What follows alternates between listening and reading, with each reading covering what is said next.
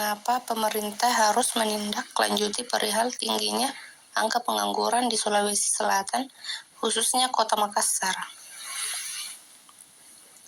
Karena hal ini merupakan tugas rumah bagi pemerintah yang belum bisa menemukan alternatif kebijakan yang tepat dalam hal ini. Padahal permasalahan ini merupakan hal yang cukup penting dalam memerangi kemajuan dan kestabilan perekonomian masyarakat di Kota Makassar.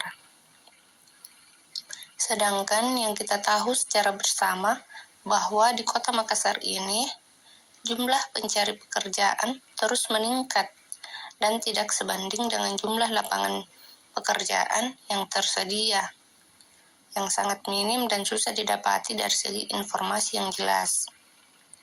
Per tahun 2020, tingginya angka pengangguran meningkat menjadi 6,0% dan turun sebanyak 0,26%. Sedangkan per tahun 2021, tingginya angka pengangguran meningkat menjadi 9,59% dan menurun 0,59%. Ini membuktikan bahwa pemerintah hingga saat ini belum bisa menanggulangi jumlah tinggi angkanya pengangguran khususnya di Kota Makassar. Sejak dulu hingga kini permasalahan ini hanya menjadi agenda. Akan tetapi hingga kini belum bisa terselesaikan dan pemerintahan pun belum menemukan jalan keluar atau kebijakan yang betul-betul dapat terrealisasi dengan baik agar mengurangi tingginya angka pengangguran di Kota Makassar. Dan yang menjadi penyebabnya ialah dikarenakan kurangnya mutu pendidikan, masih kurangnya pelatihan-pelatihan kerja, informasi-informasi yang beredar mengenai lowongan kerja masih fiktif atau dinilai tidak memiliki asal informasi yang resmi dari pihak-pihak penyelenggara, perusahaan maupun swasta, serta kurangnya kegiatan pemerintah dalam menyelenggarakan bursa tenaga kerja atau disebut event job fair. Ini sangat berdampak pada tingkat level SMA atau SMK hingga lulusan-lulusan terpelajar tingkat atas, seperti lulusan S1 maupun lulusan S2. Hal ini disebabkan pemerintah dinilai kurang memperhatikan permasalahan yang sangat meresahkan kalangan masyarakat, terutama beberapa golongan pencari pekerjaan di Kota Makassar. Adapun dampak tingginya angka pengangguran di Kota Makassar yaitu masih maraknya terjadi gratifikasi yang dilakukan beberapa oknum di sektor pemerintah maupun non-pemerintahan atau swasta. Hal ini tentu saja mengakibatkan potensi yang dimiliki oleh calon pekerja atau kemampuan atau keahlian yang berkualitas akan terabaikan oleh para pengguna jasa gratifikasi tersebut. Selanjutnya yaitu, adapun dampak mengapa tingginya angka pengangguran di Kota Makassar belum juga bisa dikendalikan. Hal ini karena masa pandemi COVID-19 hingga kini belum bisa berakhir. Beberapa penyelenggara atau perusahaan yang membuka peluang lapangan pekerjaan menjadikan surat keterangan telah melakukan vaksinisasi untuk menjadi salah satu persyaratan atau kualifikasi di dalam penerimaan calon pekerja yang ingin mendaftarkan diri untuk dapat lanjut ke tahap berikutnya. Adapun 3 masukan alternatif kebijakan yang menurut saya dapat dilakukan atau dipertimbangkan oleh pemerintahan Kota Makassar yaitu, yang pertama, dengan menindak tegas para pelaku-pelaku yang marak didapati dalam suatu perusahaan atau sektor yang menawarkan kemudahan dalam mendapatkan posisi atau pekerjaan dengan jaminan lulus tahap seleksi dengan meminta bayaran atas bantuan yang disebut gratifikasi. Alternatif kebijakan yang kedua ialah dengan membuat standarisasi persyaratan ataupun penerimaan yang mumpuni bagi calon pekerja agar dapat meminimalisir adanya gratifikasi atau penyalahgunaan wewenang di dalam sektor perkantoran maupun swasta.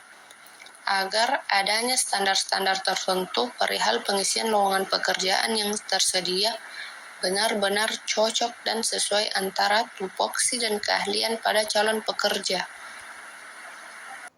Selanjutnya ialah alternatif ketiga, yaitu di mana pemerintah diharapkan harus lebih memikirkan atau memperhatikan cara penanggulangan tingginya angka pengangguran dengan membuat lapangan pekerjaan seluas-luasnya yang berbasis bersih dan akuntabel. Dalam hal ini, saya memiliki usul ataupun pendapat agar pemerintahan di Kota Makassar dianjurkan untuk membuat sebuah aplikasi baru seputar informasi lowongan pekerjaan yang jelas dan resmi dari seluruh instansi maupun swasta dalam mengadakan rekrutmen terkhusus di Kota Makassar. Hal ini tentu saja akan memudahkan para pejuang atau pencari pekerjaan dapat mengaksesnya dengan mudah dan bermanfaat, yang di dalam aplikasi tersebut dapat kita lampirkan beberapa sistem atau fitur yang efektif dan terbuka seperti hasil pengumuman seleksi beserta koreksi atau penilaian bagi calon pekerja apabila memang dinyatakan tidak lolos seleksi. Sebaiknya diberikan masukan atas kekurangan yang telah mereka lakukan sebelumnya agar dapat memperbaiki keahlian atau kesalahan mereka agar menjadi lebih baik, serta membuat fitur referensi lowongan pekerjaan yang cocok dengan data pribadi yang telah dimasukkan ke dalam aplikasi atau akun tersebut.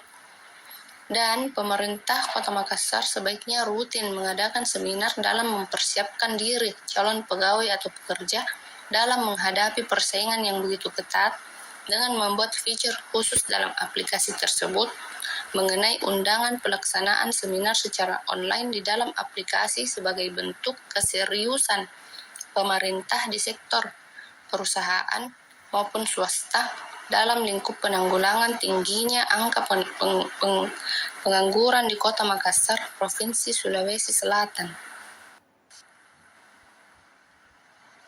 Dari 3 alternatif kebijakan yang telah saya paparkan, menurut pendapat saya, alternatif ketiga merupakan alternatif kebijakan yang paling efektif dan efisien yang harus dipertimbangkan oleh pemerintahan Kota Makassar untuk dapat diterapkan guna diharapkan harus lebih memikirkan atau memperhatikan cara penanggulangan tingginya angka pengangguran dengan membuat lapangan pekerjaan seluas-luasnya yang bersih dan akuntabel. Dalam hal ini, saya memiliki usul ataupun pendapat agar pemerintah Kota Makassar dianjurkan untuk membuat sebuah aplikasi baru, yang dimana aplikasi tersebut berisi informasi lowongan pekerjaan yang jelas dan resmi dari seluruh instansi maupun swasta dalam mengadakan rekrutmen terkhusus di Kota Makassar.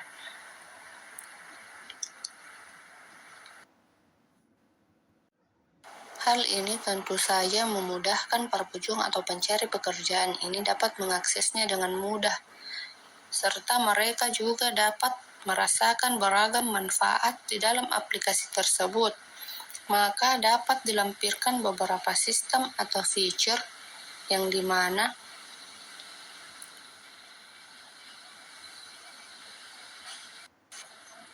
sistem tersebut harus berjalan efektif dan terbuka, seperti hasil pengumuman seleksi beserta koreksi atau penilaian bagi calon pekerja. Apabila dinyatakan tidak lolos dalam seleksi, sebaiknya diberikan masukan atas kekurangan yang mereka miliki agar dapat memperbaiki keahlian atau kesalahan mereka agar menjadi lebih baik. Fitur selanjutnya yaitu membuat fitur referensi lowongan pekerjaan, yang dimana memberikan referensi pekerjaan yang cocok bagi referensi lowongan pekerjaan yang cocok dengan data pribadi yang telah dimasukkan ke dalam aplikasi atau akun tersebut.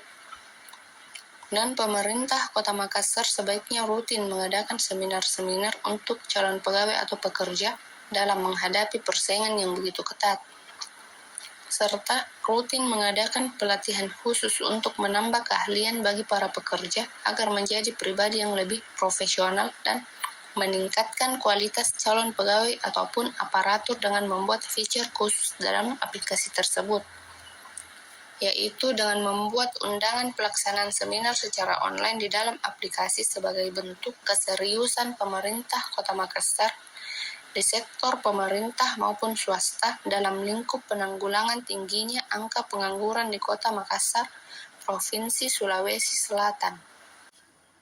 Akan tetapi, adapun kelemahan dari alternatif kebijakan yang ketiga ialah apabila adanya kemungkinan jika tidak merealisasikannya dengan baik, akan kurang efektif apabila tidak diimbangi dengan sosialisasi perkenalan bahwa aplikasi ini resmi dari pemerintahan Kota Makassar dan sosialisasi terkait tata cara penggunaan, manfaat-manfaat dari bagi para pencari pekerjaan tersebut yang harus dilakukan dengan sebaik-baiknya oleh Kementerian Tenaga Kerja pada situs-situs resmi atau kunjungan ke beberapa institusi pendidikan guna memperkenalkan aplikasi tersebut dengan terperinci dan jelas agar dapat bermanfaat seperti yang kita inginkan bersama.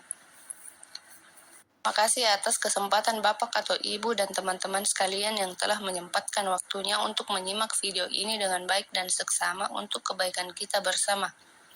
Dan saya ucapkan mohon maaf apabila ada salah-salah kata ataupun ucapan. Assalamualaikum warahmatullahi wabarakatuh.